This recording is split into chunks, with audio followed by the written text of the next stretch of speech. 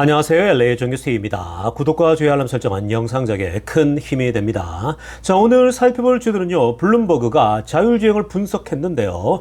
자, 테슬라가 곧 지배한다는 주제 다뤄봅니다. 자, 우리 금리 인하 논쟁이 임박했나라는 주제 다뤄보고요. 그 외 테슬라 소식과 미국의 매크로 상황들 살펴보도록 합니다.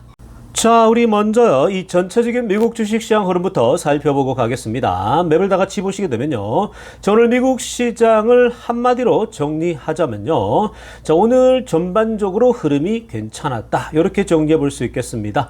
자, 지금 보시는 것처럼요. 시장은 M7을 중심으로 오늘 상승 흐름세가 보였어요. 마소 0.88, 마소 항상 이런 식인 거 잘 아시죠? 올라도 0.5 혹은 1% 내외. 내려도 0.5, 1% 내외. 정말 안정적인 주식이지만 지루한 주식 정리할 수 있겠습니다. 자, 애플 1% 올랐습니다. 자, 애플 그동안 굉장히 많이 눌렸었죠. 근데 애플이 오늘은 조금 회복하는 모습. 자, 엔비디아 1.92% 올랐습니다. 엔비디아 계속 좋다고 말씀드렸습니다. 이제 엔비디아는 전고점 돌파를 앞두고 있죠. 148 정도 남았는데 그게 이제 전고점이거든요. 지금 140 초반에서 이제 올라와서 더 이상 밀리지 않고 이제 제가 개인적으로 볼 때는요. 이 시간 문제예요. 돌파하는 건요. 자, 그래서 지금 엔비디아도 굉장히 좋다라고 말씀드리고요. 아마존 1.89%. 자, 아마존도 1.89니까 괜찮죠? 오늘 구글도 1.20 올랐고요. 메타 2.82% 아주 좋습니다. 메타 같은 경우는 이제 AI에 박차를 가하기 위해서요. 더 전문가, 찐 전문가 또 모셔서 지금 현재 굉장히 이 자금을 쏟아붓고 있는 그런 모습입니다. 메타에 대한 기대감 반영된 거고요. 자, 테슬라도 오늘 장중에 다 괜찮았다가 뒤에 좀 흘러내렸는데, 자, 테슬라 1.17% 올랐습니다. 자, 테슬라도 선방했고요. 다 괜찮았습니다. M7 주식들요. 자, 테슬라 같은 경우는요, 우리가 계속 살펴드리고 있지만, 테슬라가 사실은 지금 자동차 판매량이랄지 다른 부분에서 아직까지는 뭔가 돌파구가 별로 없잖아요. 근데 지금 이제 우리가 로보택시랄지 이런 부분들이 출시가 되어지고 또 당장 그게 어떤 숫자로 나타나는 문제가 아니다 보니까 시장은 좀 조심스러운 거 아니겠습니까? 근데 그 앞으로 미래의 폭발력이라고 하는 건요. 어마어마하다는 걸 다들 알고 있거든요. 그렇기 때문에 지금 테슬라가 이렇게 조금씩 올랐다가도 한번 폭발해버리면요. 미친 상승을 해버리거든요. 그러니까 그런 지점들을 생각하면서 테슬라는 어떤 자꾸 단타보다는요. 바이 앤 홀드 전략이 굉장히 좋다라고 계속 말씀드립니다. 자, 그리고 그 외에 컨슈머 쪽이랄지 헬스케어 쪽은 마이너스를 다 기록했고 오늘 전반적으로 나쁘지 않은 흐름 보였다라고 정리하고 가겠습니다. 자, 지금부터는요, 미국 경제 상황과 매크로 이슈들 정리해보고 가겠습니다. 자, 오늘 굉장히 중요한 소식이 이제 다뤄졌거든요. 자, 일단 이스라엘, 이란의 지금 이 싸움 자체가요, 자, 지금 장기전으로 갈 확률이 좀 높아지고 있습니다.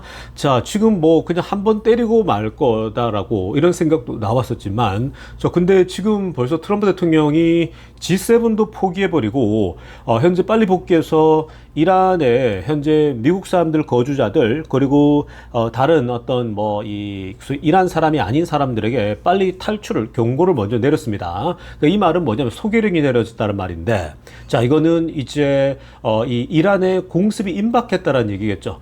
그동안은 이 이스라엘이 어떤 중요한 지역들, 중요한 어떤 스팟에만 공격을 때렸는데, 이건 이제, 전반적으로 이 전면전으로 간다는 얘기겠죠. 그러니까 이란에 대해서 완전히 공습을 하고, 특히 이제 이란의 종교 지도자인 오랫동안 이란을 붙잡고 있는 하메네이죠. 하메네이를, 까지 제거하겠다는 겁니다. 군부 지도자는 다 제거한 상태고, 핵심 멤버들은요, 하메네이까지 제거하겠다는 거죠. 자, 그래서 어찌됐건 지금 이 전쟁이요, 굉장히 빠르게, 지속되고 있는 그런 모습입니다. 자, 그러다 보니까 우리가 이제 투자자 관점에서 보게 되면요.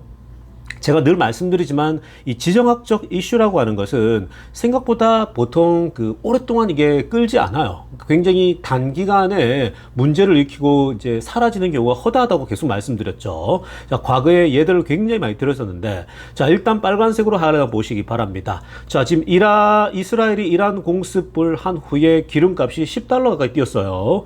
배럴당요. 그래서 지금 지속적으로 오일 가격이 상승하고 있는데 그 상승되어진 오일 가격이 연준을 하여금 좀 더 도비시한 어떤 그 스탠스를 취하게 할 것이다. 이렇게 지금 전망이 나오고 있습니다.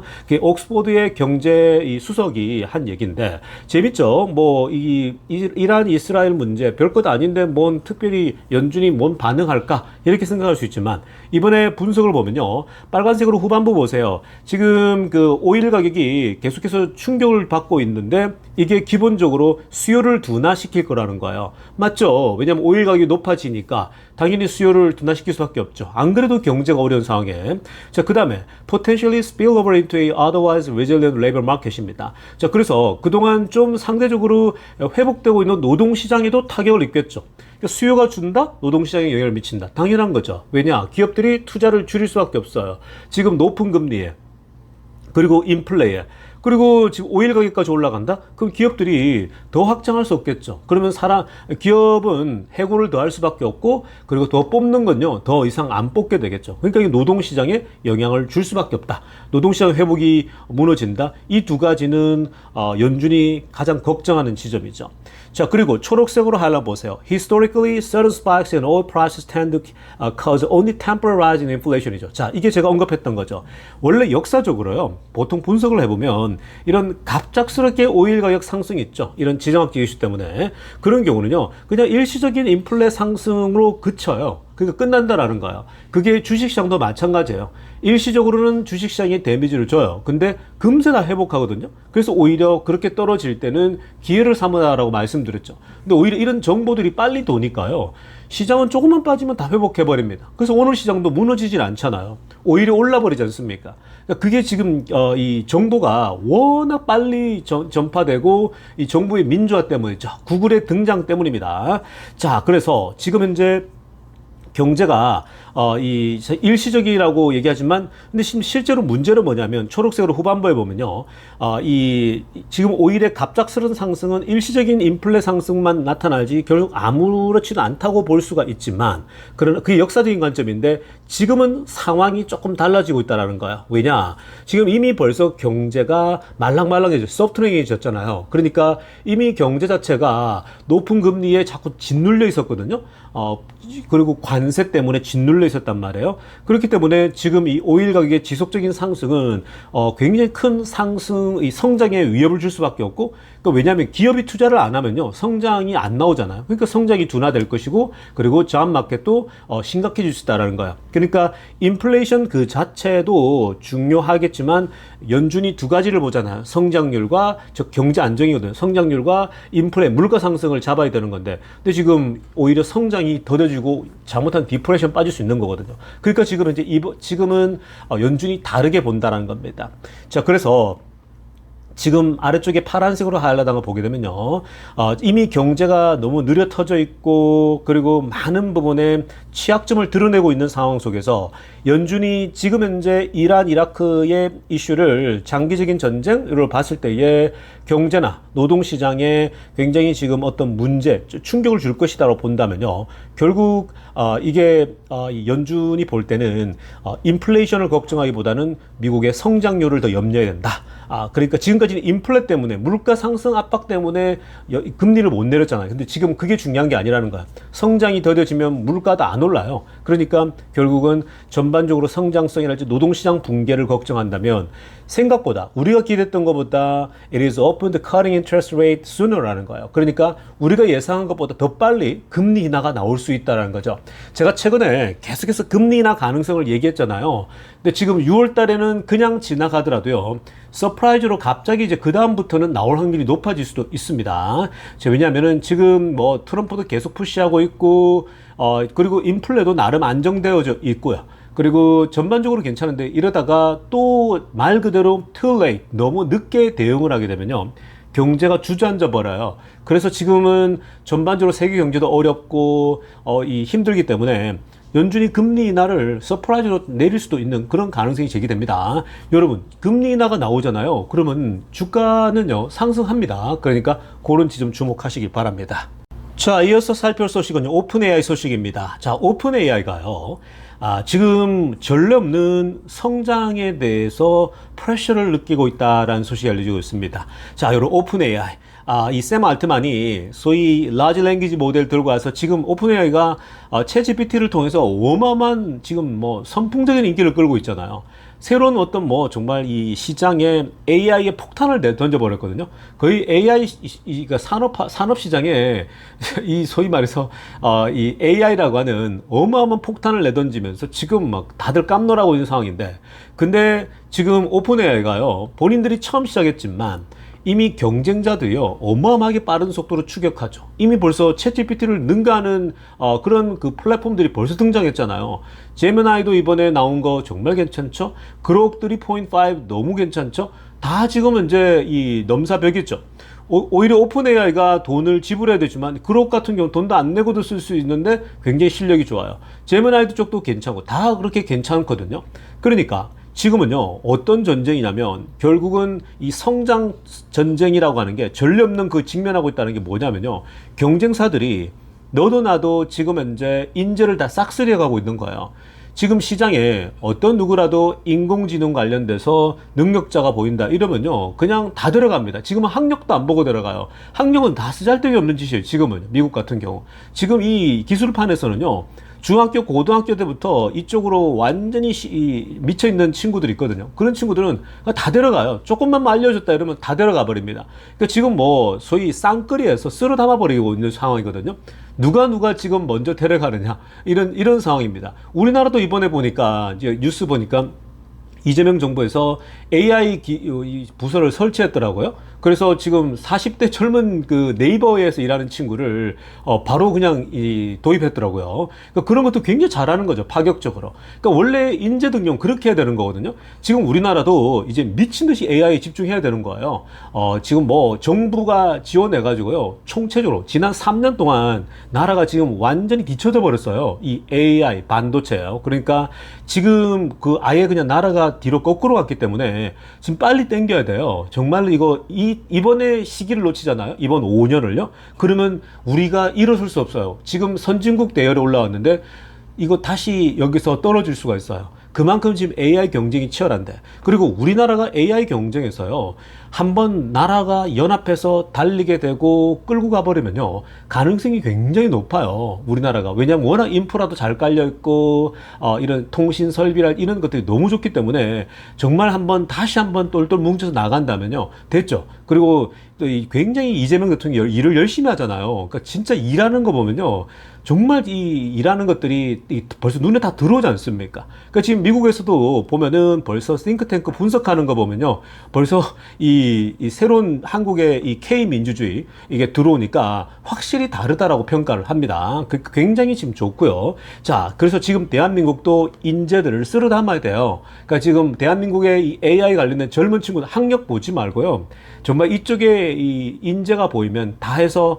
정부 주도로 해서 빨리 치고 나가야 됩니다. 그래야 이게 되는 거예요. 자, 아무튼 지금 이 한시도 멈출 수가 없어요. 그러니까 대한민국 달려야 되는데 지금 오픈 AI가 선두주자가 이렇게 달리고 있는 거예요. 근데 지금 왜 그러냐면요, 초록색으로 하려면 보세요. Recruiting has never been more important라고 합니다. 지금 사람을 뽑는 거 있죠. 이 소위 AI 관련된 인재를 뽑는 그 리크루팅 하는 게 지금 전례 없이 더 중요해졌다는 거예요. 정말 이렇게 중요한 적이 없었다라고 합니다. 그래서 we're under unprecedented pressure to grow라고 하고 있죠. 그러니까 정말 지금 이 전례 없는 이 어떤 성장에 대한 압박이 있다라는 거죠. 왜 그러냐면요, 지금 뭐 페이스북도 이번에 또 젊은 친구뿐만 아니라 쓸어 담고 있거든요, 인재를요.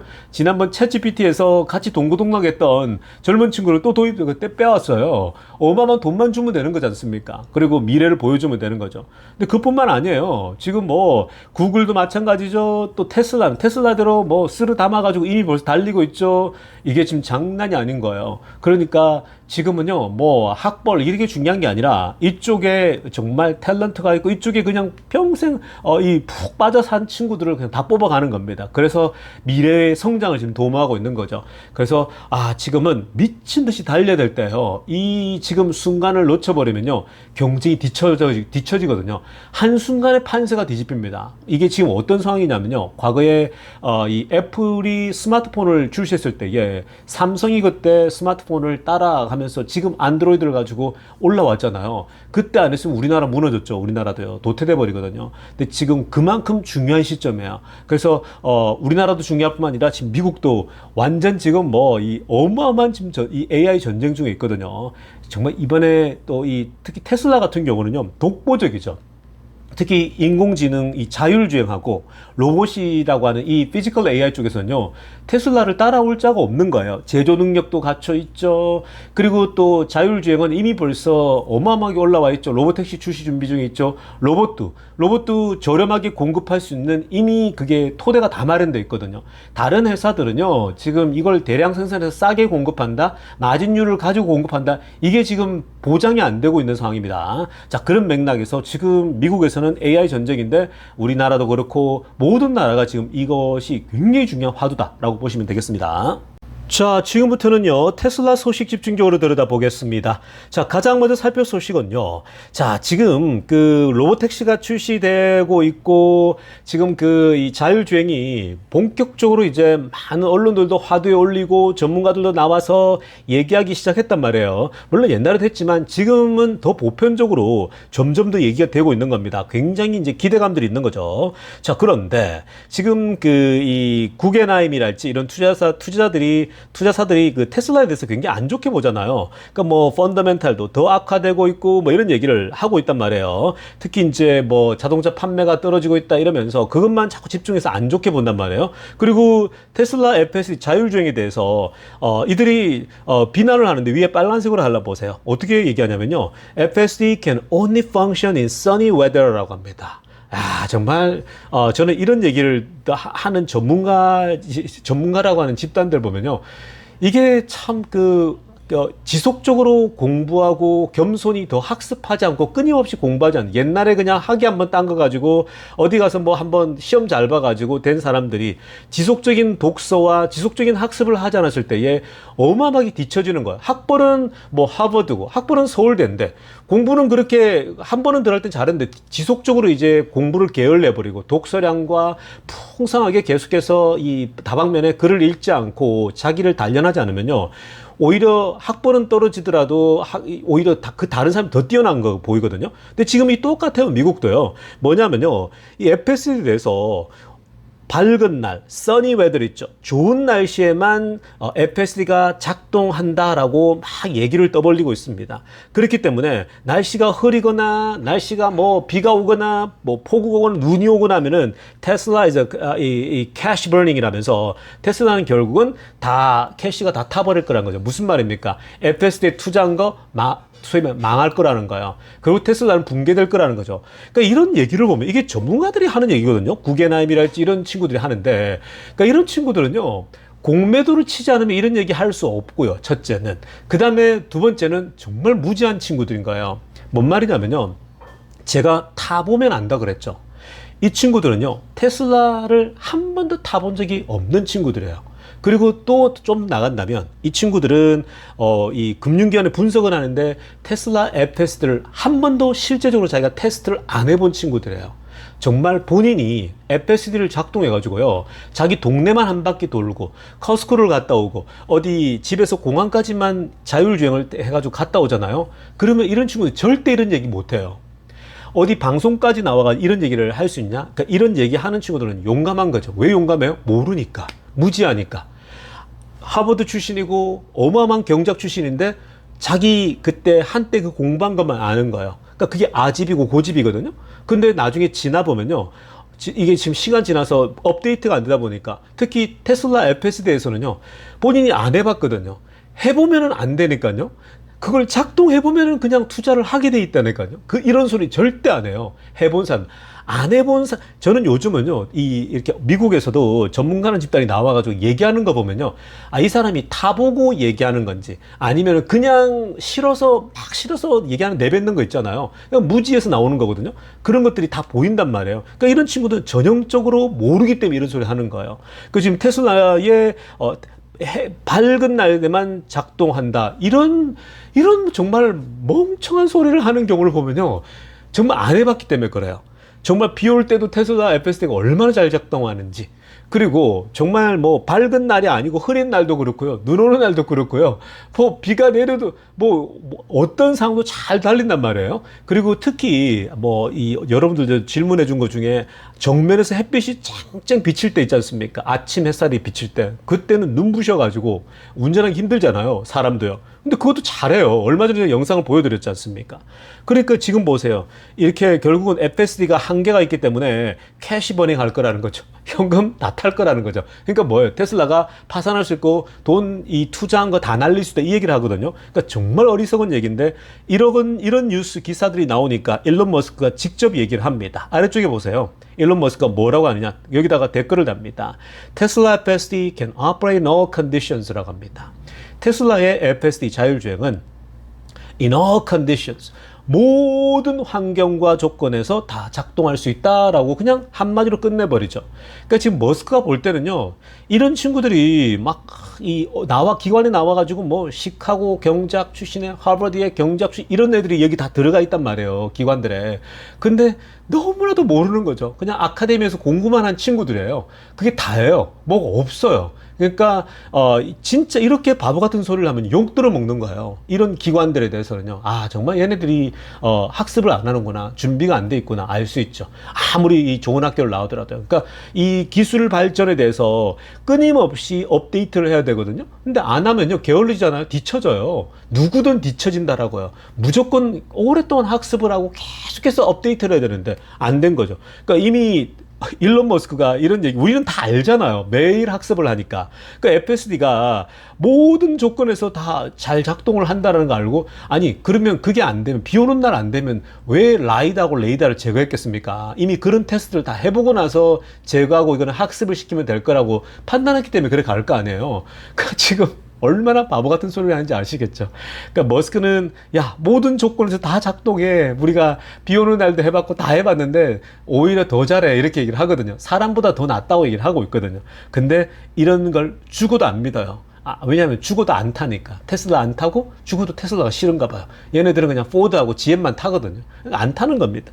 그러니까 이런 바보 같은 이 기관들도 있는 거예요. 근데 여러분들은 이런 기관들이 얘기하면 야, 이런 유명한 기관이 얘기했는데 이런 식으로 얘기하는 거잖아. 그러니까 여러분들이 스스로 학습하는 게 얼마나 중요한지. 그리고 제가 매일매일 이렇게 우리가 테슬라를 공부하고 학습하고 계속해서 반복 학습하고 하는 이유가 다 여기에 있는 거예요. 그래야 투자에 대한 확신이 생기거든요. 그냥 한 번 보고 하면 나중에 안 좋은 소식 들리면 어떻겠어요? 흔들려요, 여러분 믿음이. 테슬라에 대해서요. 근데 매일매일 학습하고 매일매일 보다 보면요, 테슬라에 대해서 확신이 자꾸 드는 거죠. 그런 겁니다. 그러니까 길게 보고 이런 바보 같은 기관들의 분석이 나오면요, 그냥 여러분들이 공부한 거. 그러니까 이게 제가 여러분들의 레거시 미디어도 다 마찬가지라 그랬죠. 레거시 미디어 기자들이 글을 쓸 거 아니에요. 그 친구들은 전부 다 미국의 걸 갖다 쓴다 그랬잖아요. 그러니까 모르니까. 그러니까 미국에서 그 대부분에 나오는 그 기사들 보면은 안 좋은 것들이 많잖아요. 테슬라에 대해 부정적으로.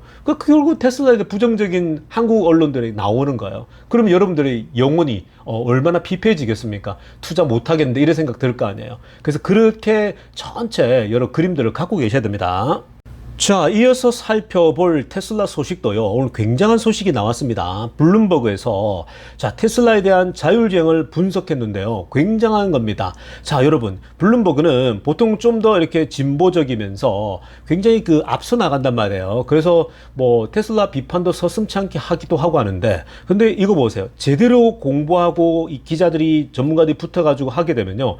자, 오늘 테슬라에 대한 분석 나왔거든요. 아, 정말 이 블룸버그의 예상이요. 정말 전문가적으로 분석을 한 거예요. 그러니까 제대로 분석한 겁니다. 균형감을 안 놓치고 분석한 거예요. 뭐 그냥 머스크가 정치적으로 우리가 트럼프를 지지해서 싫어 이런 게 아니고요. 정치적 논리 이런 게 아니라 정말 테슬라라고 하는 기업, 테슬라의 자율주행이 얼마나 더 뛰어나고 우수한가, 그걸 본인들에게 나름대로 분석을 한 거거든요. 굉장히 중요한 자료입니다. 요런 자료들이 진짜 좋은 자료들이 있죠. 자, 보시면요, 빨간색으로 하나 보겠습니다. 블룸버그의 에스티메이션이 뭐냐. 자, 지금 테슬라의 자동차 가격에 대해서 분석을 했습니다. 테슬라의 자동차 가격은 1/7 of 웨이모입니다. 웨이모가 자동차를 만드는 것보다 7분의 1 가격이라는 거예요.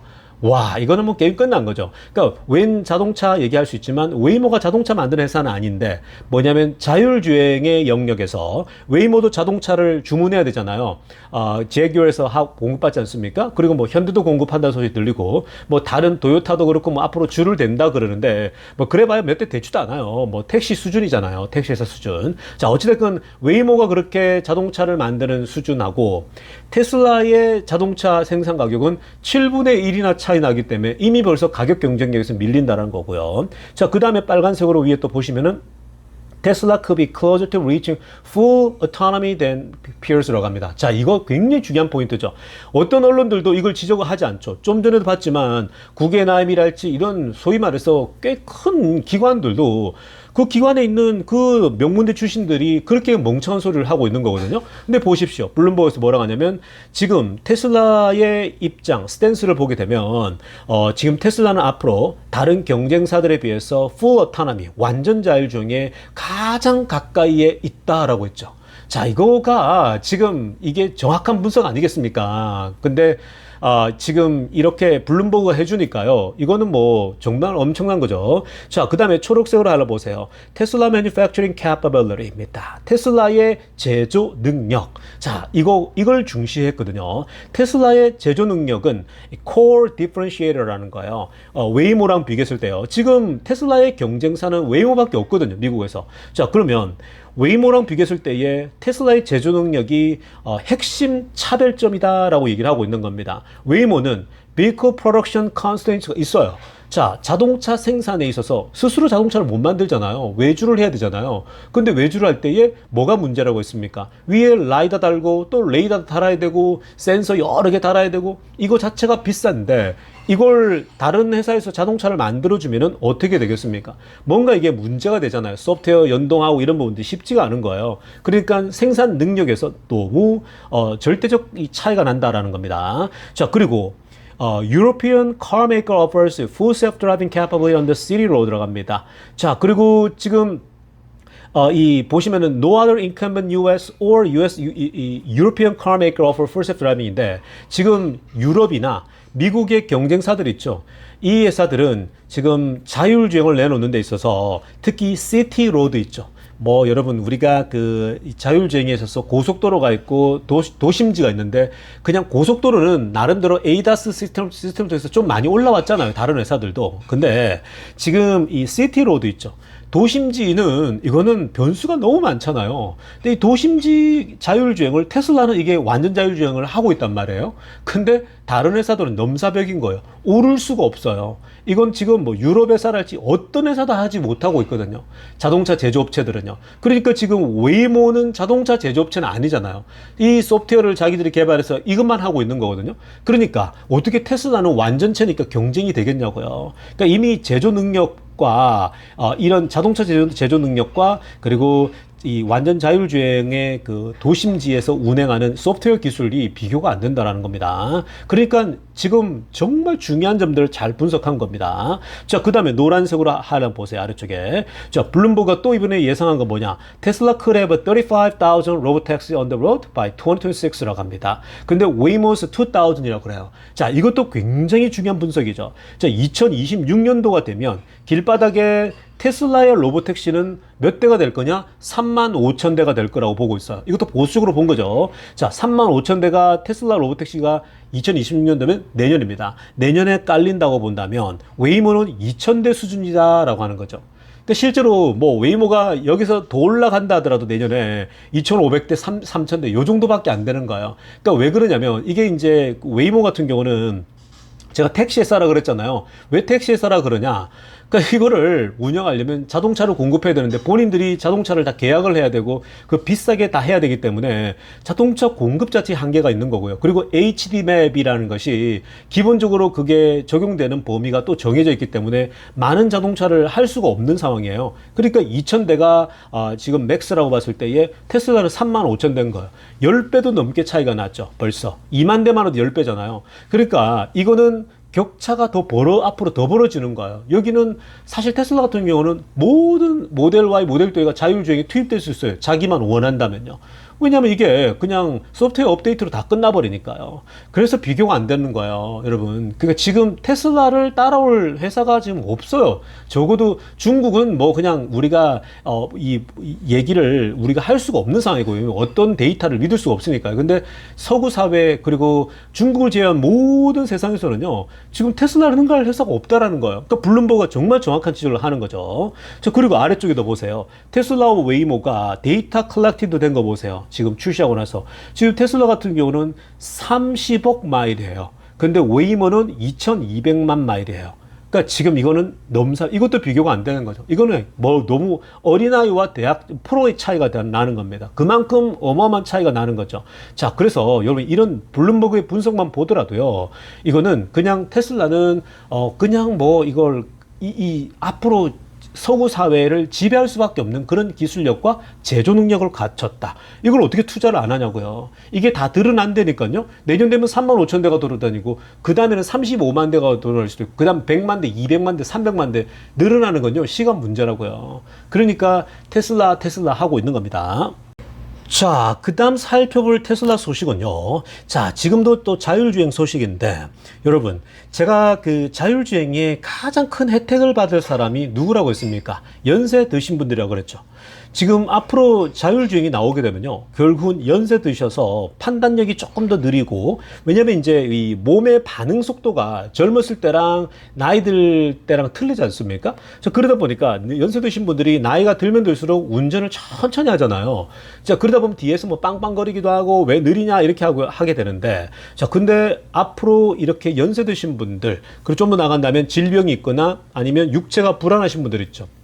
지체부자율랄지 이런 분들에게 어마어마한 프리덤을 줄 거거든요. 자, 먼저 빨간색으로 하나 보세요. 오늘 이 또 테슬라 중에 한 사람이 My 89-year-old dad 89살 된 나의 아버지가 just got his first Tesla today라고 합니다. 오늘 처음으로 테슬라를 타게 됐다라고 합니다. 지금 사진에 나오는 거거든요. 이 테슬라를 89 된 그 노인 아버지가 처음 이걸 받았대요. 그 벌써 보세요. 지금 굉장히 긴장한 게 역력하죠. 차를 타고 있는데 이 할아버지가 벌써 야 이게 작동하긴 하나 이러면서 굉장히 긴장하고 있거든요.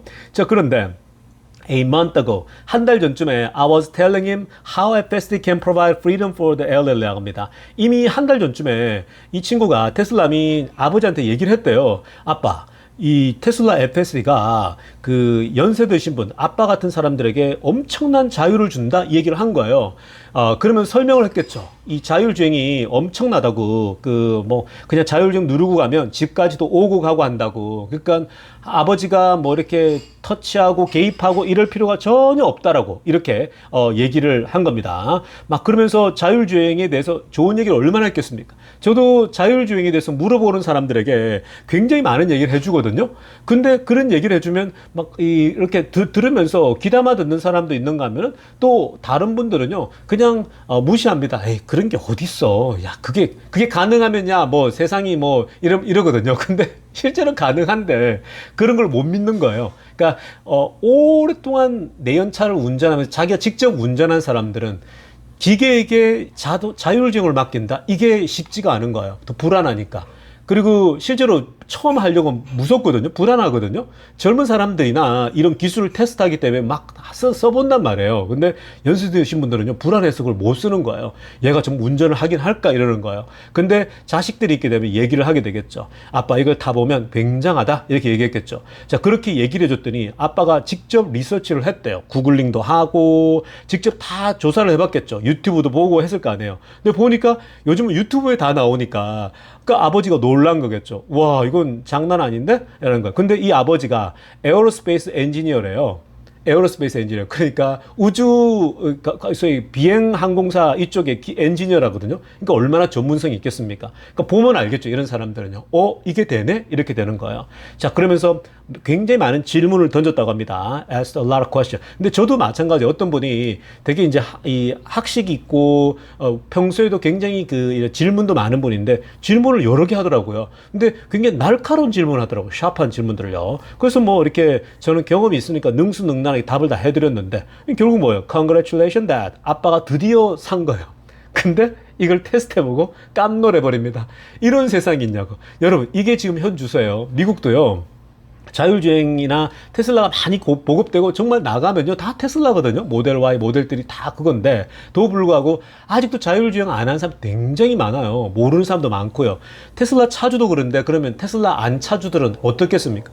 어마어마하게 이 사람들도 사실 모르겠죠. 그러니까 자율주행이 될까? 이런 아직까지 모르는 사람이 태반이에요. 그러니까 앞으로 확장성이 얼마나 있을지 아시겠죠. 모른다니까 아직 사람들이요. 그래서 빨리 로보택시가 출시되고 언론도 나오고 이렇게 해야 더 많이 알려지게 될 거라는 생각이 듭니다. 자, 여러분 오늘 영상은요 여기까지 하도록 하겠습니다. 레이저뉴스였습니다.